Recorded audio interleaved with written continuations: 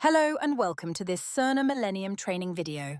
This video has been created to show nursing staff how to complete the ward swallow screening on an inpatient ward.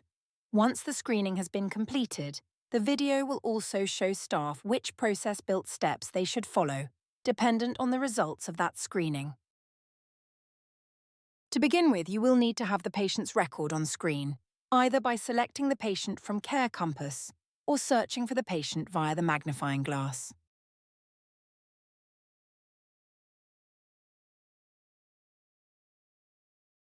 You will then need to hover over the blue menu button on the left-hand side of your patient's record.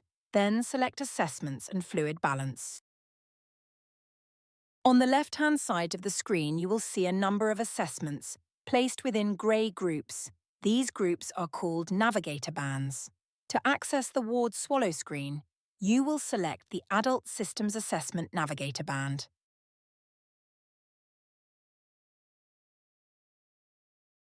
Scrolling down through the list of assessments, you will locate the ward swallow screening. Always use the column furthest to the left. This will be the current time. With this screening, once you have completed all responses, a score will be calculated.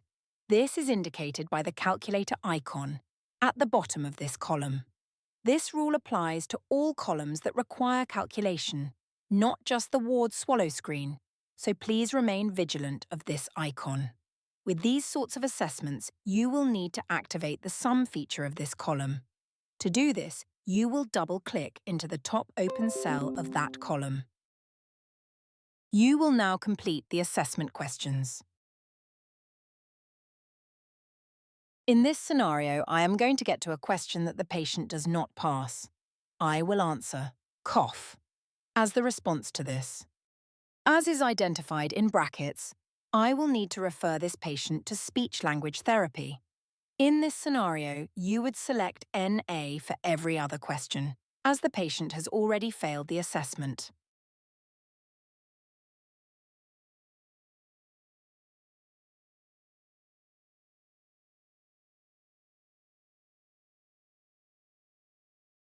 You will notice the assessment results are still in pink. This means these results are not yet signed. To sign results and commit them to the record, you will select the green tick directly beneath the house icon.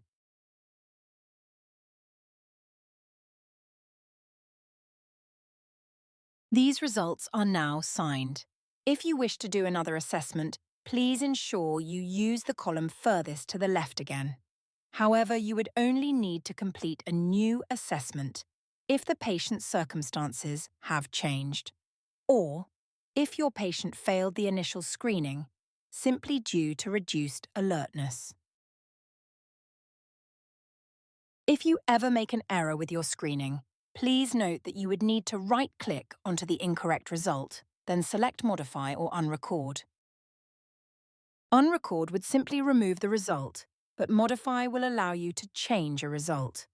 In this example, we will select Modify to change a result to another option. Once changed, ensure to select the green tick again to sign.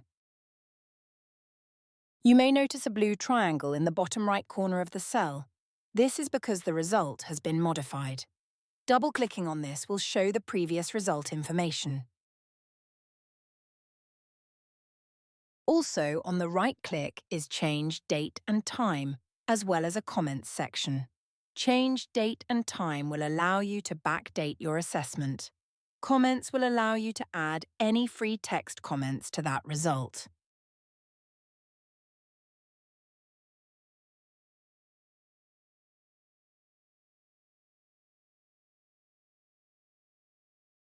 Once you select OK, you will see your comment displayed in the top right corner of the cell.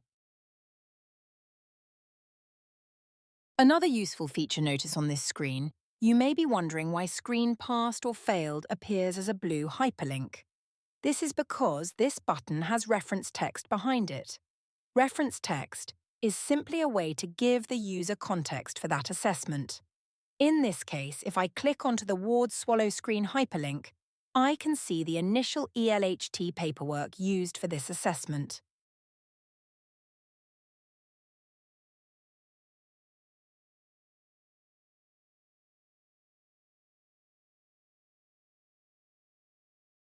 You won't need to complete this form, but it may be a useful guide to aid your completion of the screening. Once you have completed reading the information, you can close this by using the X in the top right corner. Also, please ensure you are familiar with the Weekend Swallow Screenings documentation. If speech and language therapists are unavailable on a weekend day, this text will help to guide clinical decisions.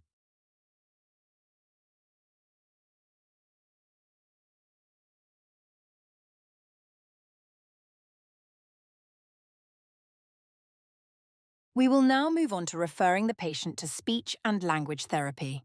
In our example, our patient has failed the screening. Therefore, we will need to place an order for this patient. Please be aware that nurses have ordering rights under the nurse access role on PowerChart. However, if you are a student nurse, it may stop you from completing this order. To place the order, we will first select the Home button to return to our patient's records screen. We will then select the Manage tab, as this tab contains new order entry. It is this component that will be used to place our order.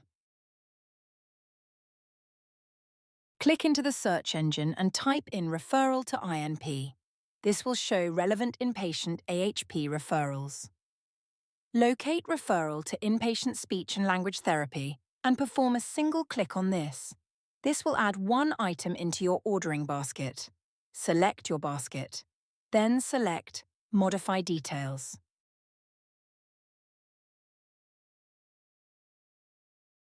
Now you are on the Orders screen. Select your order. The first time you encounter this ordering screen, you will likely need to drag the drag bar upwards in order to see the entire order. You will notice some fields are in yellow. These are the mandatory fields. We will begin filling out these fields.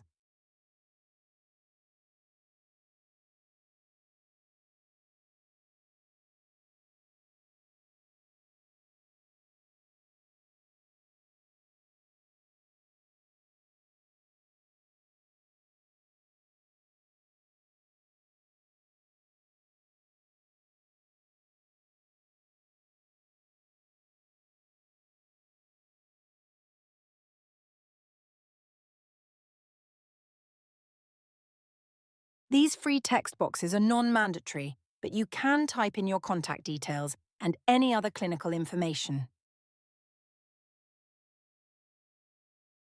Once completed, select the Sign button. This order will now sit in your order profile component of your index options.